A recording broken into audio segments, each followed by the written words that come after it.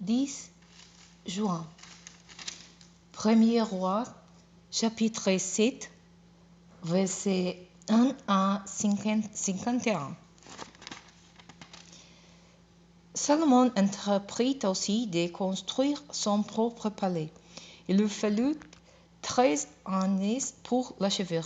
Il bâtit d'abord le palais de la forêt du Liban et lui donna les dimensions suivantes: 50 mètres de long, 25 mètres de large et 15 mètres de haut.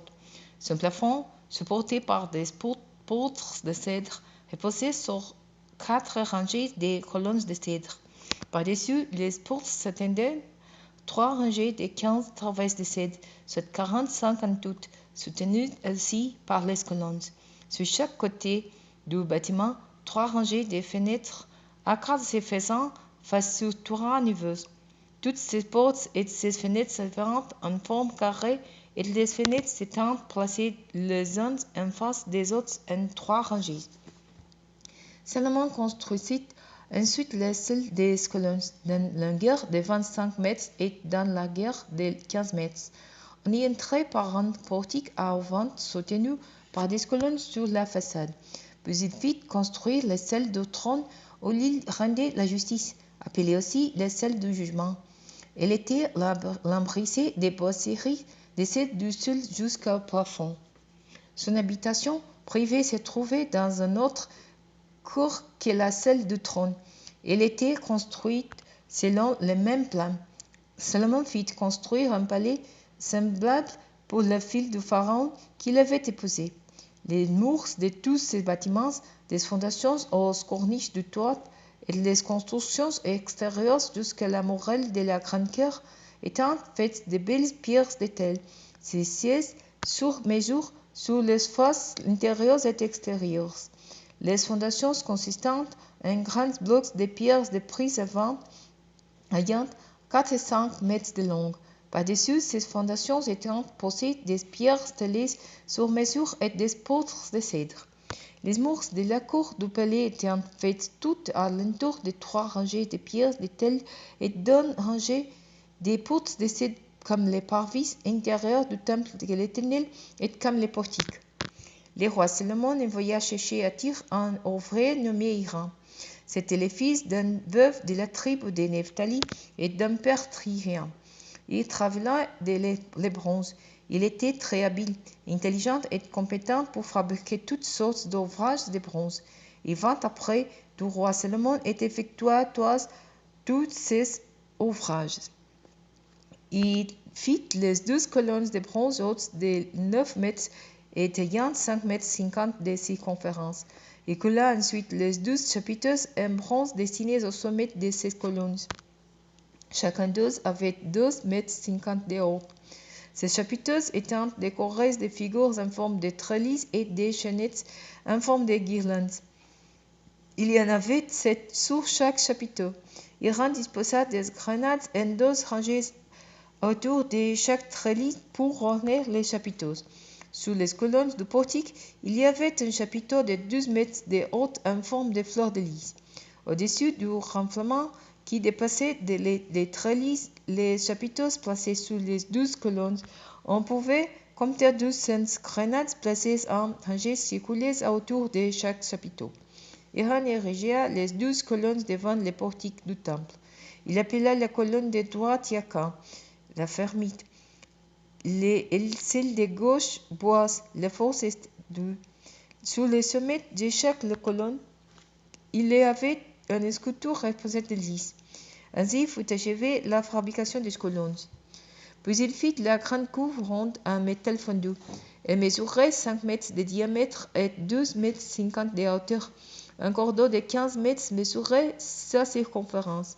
Au-dessus de son rebord, sous toutes les pourtours, se trouvant 12 rangées de colonnes coulées d'un seul pied avec la couve. Il y en avait 10 par demi-mètre.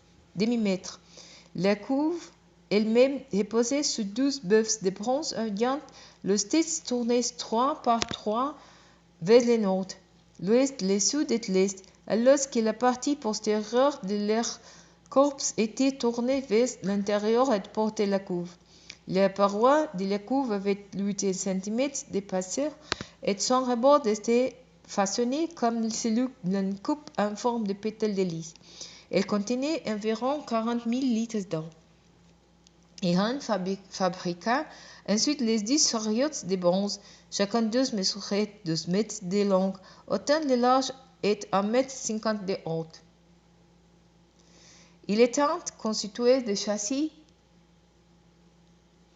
faits de plaques de bronze entrechoquées de travées sur lesquelles Hiram sculpta des lions, des bœufs et des chérubins, de même que sur les plaques du châssis. Au-dessus et en dessous des lions et des bœufs, il y avait des guirlandes de fleurs.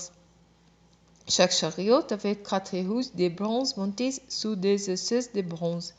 Les 4 roues étaient munies de consoles qui allaient plus basses que les guirlandes et étaient destinées à soutenir un bassin.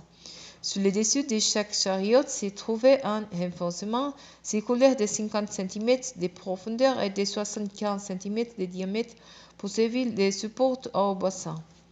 Hiram ici des sculptures. Les châssis étaient carrés et non arrondis.